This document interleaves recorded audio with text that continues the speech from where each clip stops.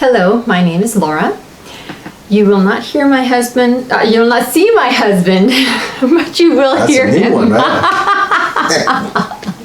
right? Anyway, we're going to be discussing some of his experiences. He's a very skeptical man. He's a very scientific and logical man, and is always asking questions and trying to prove things. So we thought it would be a very good topic for you to hear about some of his experiences from his skeptical standpoint of what he's gone through so far. Wow. You make that sound like I'm a really bad skeptic. You're a very, very big skeptic. Very scientific, always wanting to prove it. Why? Biggest question in our household, why? Now you're going to give away our household secrets too on top of that. Is that a secret? I don't know. Like we say why all the time. I don't think that's a household secret or family secret. Give me my privacy, okay? Okay. All right, anyway. So what do you want to know? How do we start this whole thing? Remember, our time is limited. Well, I remember you talking about your first experience going to meet a woman who might be able to help you understand the abilities that you have. Oh, yes. Would you please share with us what happened when you got to her And you're the one place? that taught me to finding somebody. Yes, I did. Mm-hmm. How about you talk about that first? My husband just, from the time I met him, he could just give messages and relay information and tell me things that were going to happen, but he couldn't explain how he did it or if he could do anything more than that. And so I always just kept pushing him. You know, you should do this for people. People want to hear from loved ones who have crossed over. People would love to get messages from angels or saints to know how they should proceed in life. Things like that. So I just kept pushing, and one day he finally said, you know what, I think I will. And so he went to go meet a woman who... Well, you looked up in the phone book, first of all. So that's where we started. But then I was guided, right? Right. I checked to see if this is the person I should go see. And the whole idea of seeing the person, though, was to find out whether or not what I thought I had was real, first of all, correct? Correct. I wasn't imagining things. Mm-hmm. And the reason why I didn't want to help anybody is because I did not want to give them something that was inaccurate. Imagine someone making a decision on something I tell them or I told them, and it turns out that I was just making up information. See, that's how he saw it. But there were times, so many times, when he would be talking with an individual and all of a sudden he'd say, well, this is what I'm getting, this is what you should do, and this is how you should proceed, or whatever it may have been. And it was spot on. The things were amazing. The results were wonderful for these individuals. But my husband still, oh no, I could have been wrong though. But everything turned out right. So how could it have been wrong? See, so this is why we had to find someone to help validate what he was experiencing. I think people can understand how I felt at that time. Mm-hmm. Right? Yes. Go ahead. I mean, I can. I'm talking to the people that are watching. Okay. Those who are watching, please send your questions. Right? So then I go and I'm meeting with this lady for the first time. We won't say her name. Mm-hmm. A very lovely lady. But I remember we called her and they said, oh, sure, come on over to my place. And I got there and I called her because she had asked me to call her once I got to her place. So I remember calling her and then she said, okay, I'll meet you downstairs. And I just wait in the car, and once she came down, she said, all right, let's help you find a parking spot. I'm thinking, I can find my own parking spot. There are a lot of empty spaces right here on the road. And this place was in Oak Park. Was that it? It was Oak Park. Oak Park, Illinois. Right. And, but she insisted that I waited. And then once she got there, I lowered the driver's side window, and then she said, she stood there and she went, don't park here, this is not good energy. I'm looking at her like, she must be out of her mind. I mean, what is she doing? And then she went to the other one, she said, just stay here. She went, then she put her hands out, and then she said, I don't like the energy of this one. I'm thinking, just making up stuff to try to, impress upon me that she has all these powers. There's no energy there anywhere, right? And then finally said, "Oh, come to this one. This is good energy, really good energy." So I parked there. I was not impressed. To me, she's just making up stuff, right? I have to pay her anyway, so she has to give me this performance, so so I could. That's how you felt about it. Yes, that's how I felt about it. And then we went into her place, and she took me into the basement of her house. And that was her office. And as I'm walking through the house to go into the basement, I'm looking around, and I asked her, "Is anybody else here?" Because she said she came to the basement. Like, I don't know about just myself and a woman. I'm like, no. And they said, "Oh, no, somebody else is here." And I said, "Who else?" And then I heard a male figure. I said, "I'm good." So I felt better because somebody else was there. But he said, "But I'll be up here. I don't want to bother you guys." All right.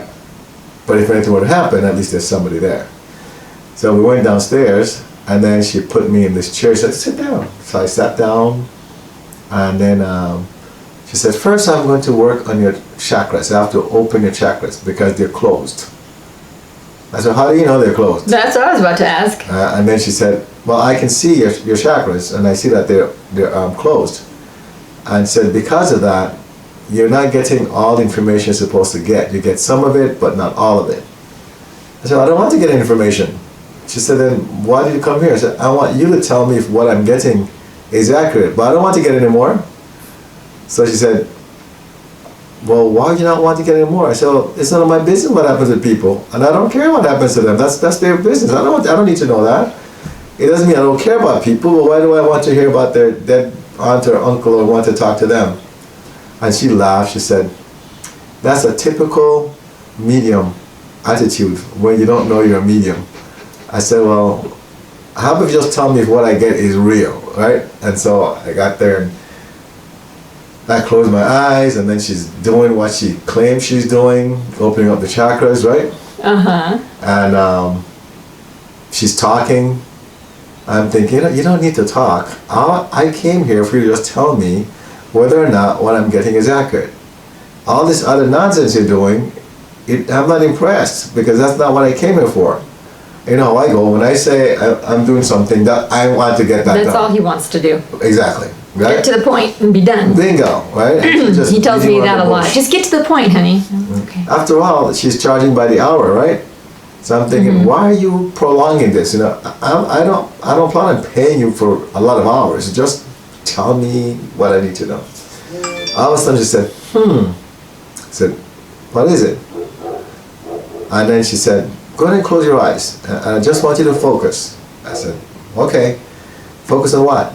She said, "Just focus on the violet flame." I looked at her and said, "You know about the violet flame?" She said,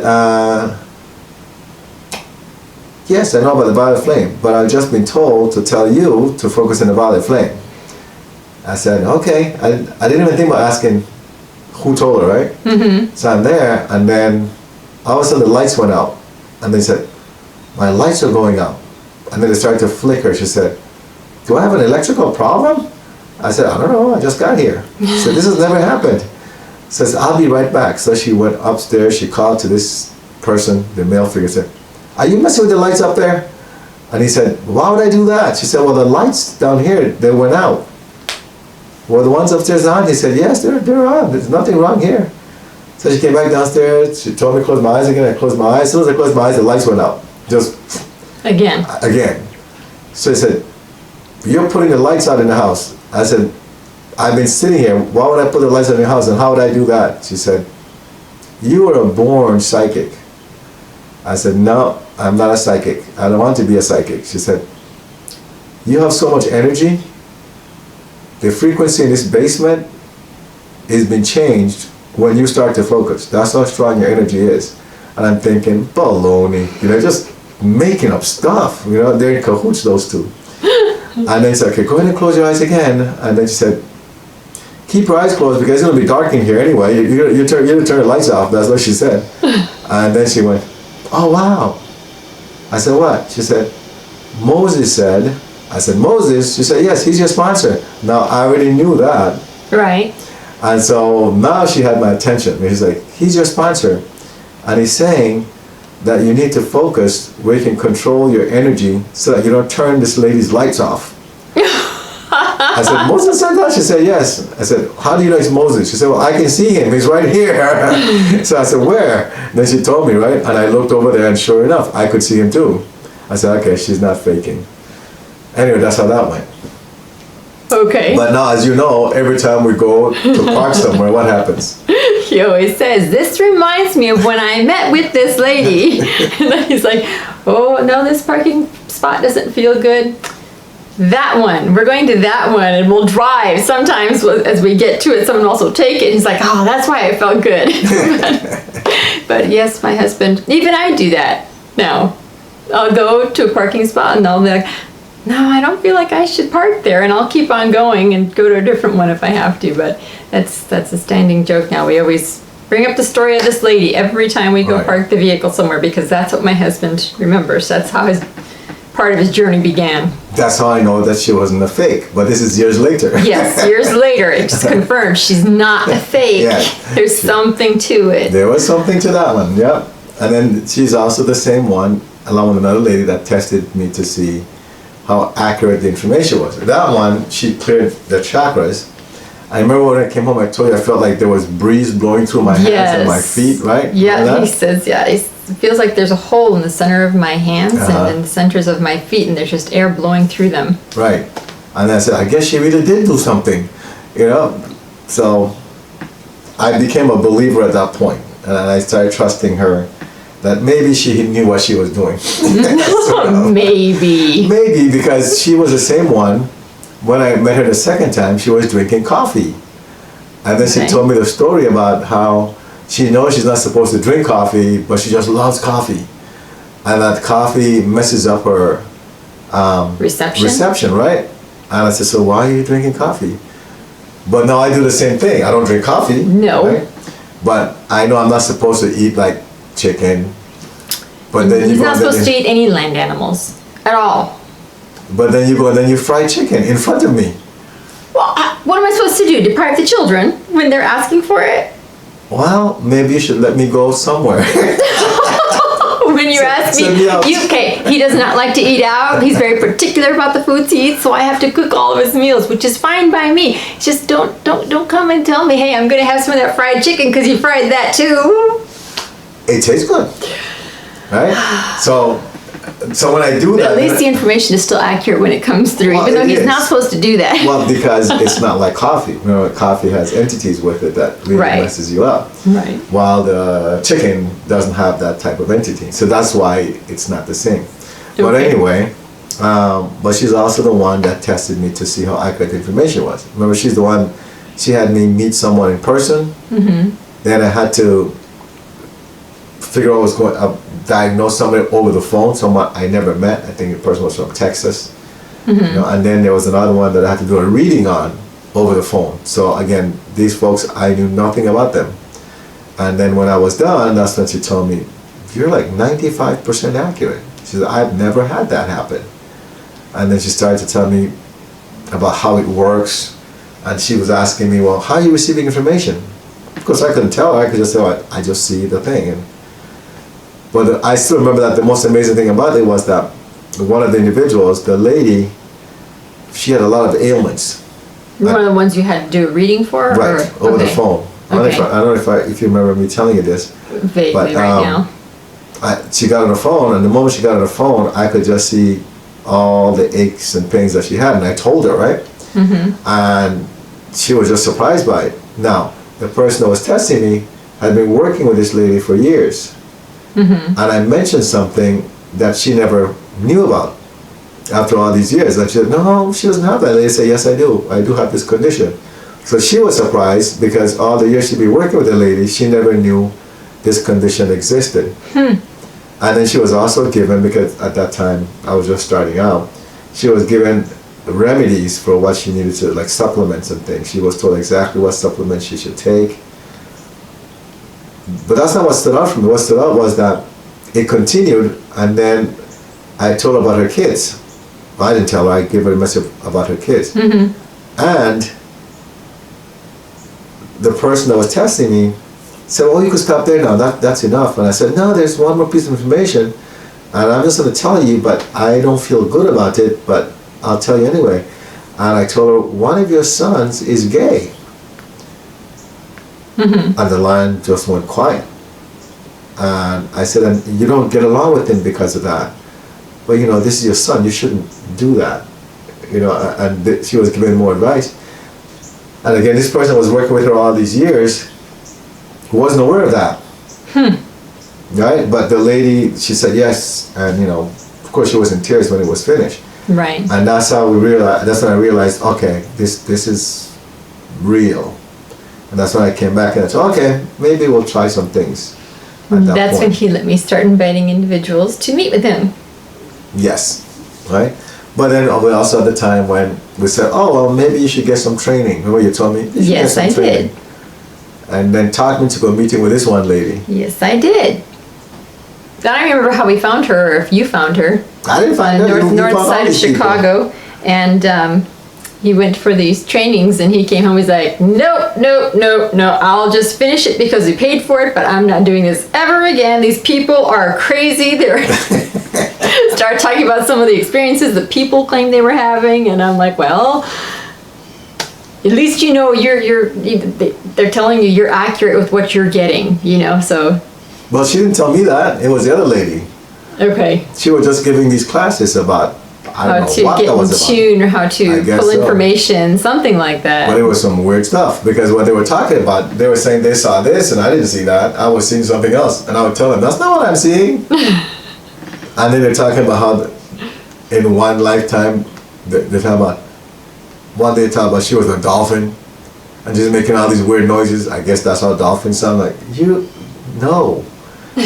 You know, St. Jimmy already told me that doesn't happen. So it just didn't make sense. Right. So that's part of the journey. And then, of course, at that point I realized not everybody that claim that they're in tune are really in tune the way, they are in tune in some way, right? Right. Not But the information may not be very clear or accurate exactly. to them. And I think, again, it goes back to, if you drink coffee, you take any type of drug, whether it's prescribed or not, that can mess with your faculties. Anything that messes with your faculties, Right. smoking, drinking, just anything like that, yep. The information, your reception is not on correctly.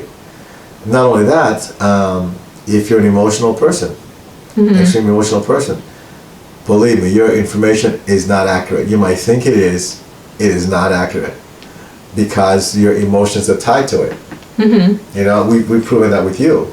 We have, even in the case that being emotional, or you know, any substance that might mess with your faculties, all that affects your frequency. And when your frequency is affected, you can attract entities around you that might try to give you information. So, you know, pseudo spirit guides and things we've talked about in other videos can be there. And so how do you know how accurate it is? Right. So then we had other experiences where I was skeptical about things. What are some of those? I don't remember them offhand.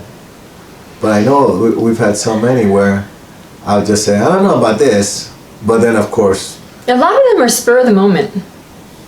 Okay. Majority of them for us are spur of the moment. We'll be driving and my husband will say, I'm being pulled this way. We're supposed to go to the grocery store. No, but that's now. I'm talking about in the past. Oh, in the past? Right, because those now, I'm not skeptical about those. But in the past, we've had a lot of situations where either people would say something or something would happen, and I'd be like, I don't think that's real, and then later on find out that, yeah, it was spot on. accurate. For example, the one time when we met with this one attorney, when we went there, when what was it? Oh, this cousin of my mom's cousin, so I say he's my cousin, that we helped. We helped him save his home, and then he decided that he wasn't going to pay us back. Remember that? Right. And later on, he sued us and said that we took advantage of him. Right. So I went to meet with the attorney, the attorney that was suing us on his behalf. I remember we were sitting there and I said, his mom's here. Do you remember that? I remember. Right? And then I said, his mom is telling me to tell him that shame on him for doing this because he knows it's wrong. I don't remember that. I remember that. But I never told him. Right, you never told the attorney. Do you remember why I didn't tell him? No, I don't. Because I didn't think it was real. I thought that it was me just imagining things. Until later on, we met with him again, and then he mentioned that his mom passed away a while back. Then he described his mom like, she's the one that I saw, but I still didn't tell him anything. Mm-hmm. But then what happened? He had to drop the case because she had told me that it wouldn't go anywhere. She told me not to worry about it because it wasn't going to go anywhere. And he dropped the case because he got severely ill. I don't even remember that. That was the as reason you why. say it, I remember that, right? Right. You know, and that's when I thought, so, I wonder if this is why she wanted to talk to him. You know, but I refused to give the message. Yes, you did. Because first of all, I didn't want him to think that I was trying to do something to kind of trick him into dropping the case because he was not our attorney. So that was a big thing for me, right? And then he could say, this guy's out of his mind. Who knows? Mm-hmm. That time he's talking to my mom who passed away years ago, and there's something wrong with him. They could have used it against me, is what I was thinking. Well, as you're saying that, I remember when we were in the library downtown Chicago, was it Martin Luther King Library? No, Harold Washington. Harold Washington Library, okay. Right. He was one of those big guys. Anyway, and with Harold Washington Library, we were looking for books for you because you felt like you needed to get some books to help explain how to do, or how to further your abilities to make them. Like why they happened is what it was. Right, so it was information about this, right? Mm-hmm. And all of a sudden you said, that young lady's aunt or someone is here and she wants me to talk to her. I'm like, well, go do it. And you're like, no. And he hemmed and hawed. And finally, I just kept pushing, just go talk to her. Just go. She's leaving the aisle. Go talk to her. So finally She was a librarian. Was she one of the librarians? Right, she was behind the desk. She wasn't leaving an aisle. We were checking the books. No, I'm talking about the girl who was checking out books. Oh, okay. Well, then it was two of them. Yes. The older lady who was a librarian, and then this was the younger lady. Okay, got it. The younger lady who kind of looked at you like you were really weird, and you started talking to her. She's like, yes. He said, I think it was an aunt, even aunt who passed, and she said, yes. And you told her something, and she's like, okay, you have a nice day. And she pretty much walked away from you. But I was like, see, at least you delivered the message. No, you scared somebody. That's what you did there. But you kept saying, this woman won't leave me alone. She wants me to go talk to this young girl. So why not go do it? Because of that. The lady But see, how do we know how that affected her? Maybe that helped her. If she would have seen me again, she would cross the street and go to the other side. Is what would happen. I know that's what I would do. So, anyway. You never know, but that was another case. Right. You just I don't know. But the point is that. I'm sure. And even now, what do we do? Why do we have notes? No, I document everything to make sure that we can follow up and see how accurate the information is, and to see the timeliness of how things take place. Right? So we're literally documenting, okay, who got healed, who was helped, how were they helped, because I have to see data, I have to see proof that it's accurate. Yes. And that's how I know it works, because we literally have proof. That's why updates are so important for all of you. Anyway, I hope this video has helped you a little bit to understand more about my husband and how everything began for him, with as skeptical and logical as he is. And you do Facebook and all that stuff? Oh yes, you can find us at 190 Vision on our website, Facebook, Instagram. Do we got anything else? You're the technician. Everything is 190 Vision. Look for 190 Vision. Bye. Bye.